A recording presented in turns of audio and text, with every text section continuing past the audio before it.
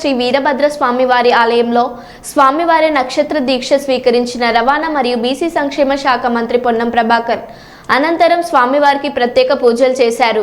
శ్రావణ మాసంలో ప్రతి సంవత్సరం భద్రకాళి సమేత కొత్తకొండ వీరభద్ర స్వామివారి ఆలయంలో 27 రోజుల పాటు నక్షత్రమాల అలంకరణ జరుగుతుంది. గతంలో ఈ దేవాలయానికి వచ్చినప్పుడు దేవుడి ఆశీర్వాదంతో మీ అందరి ఆశీర్వాదంతో శాసనసభ సభ్యుడిగా గెలిస్తే మాల దీక్ష తీసుకుంటారని మొక్కుకోవడం జరిగింది.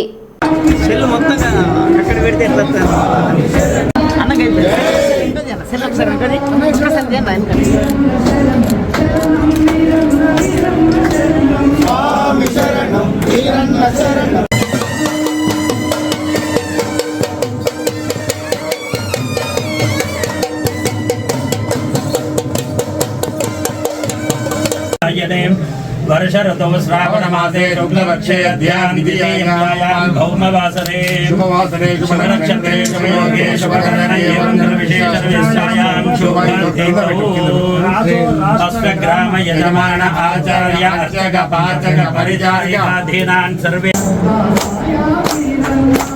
स्वामी शरणं वीरन्नाथ शरणं शरणं वीरन्नाथ स्वामी शरणं वीरन्नाथ ప్రతి సంవత్సరము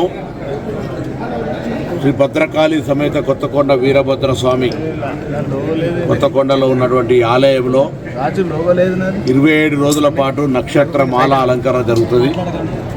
నేను గతంలో ఈ దేవాలయానికి వచ్చినప్పుడు మీ అందరి ఆశీర్వచనంతో దేవుడి ఆశీర్వచనంతో శాసనసభ్యుడిగా గెలిస్తే ఈ మాల దీక్ష చేస్తానని చెప్పడం జరిగింది. దానిలో భాగంగా ఈరోజు ఈ దీక్షను తీసుకొని 27 రోజులు ఈ నక్షత్ర దీక్షలో దేవాలయ భగవంతుని నియమ నిబంధనలకు అనుగుణంగా పూజా కార్యక్రమాల్లో పాల్గొనాలని నిర్ణయం తీసుకోవడం జరిగింది. దీని యొక్క ముఖ్య ఉద్దేశం ఇది ఒక చారిత్రాత్మక మహిమ కలిగిన భద్రకాళి సమేత వీరభద్ర స్వామి. నిన్ననే శ్రీశైలం వెళ్ళడం జరిగింది.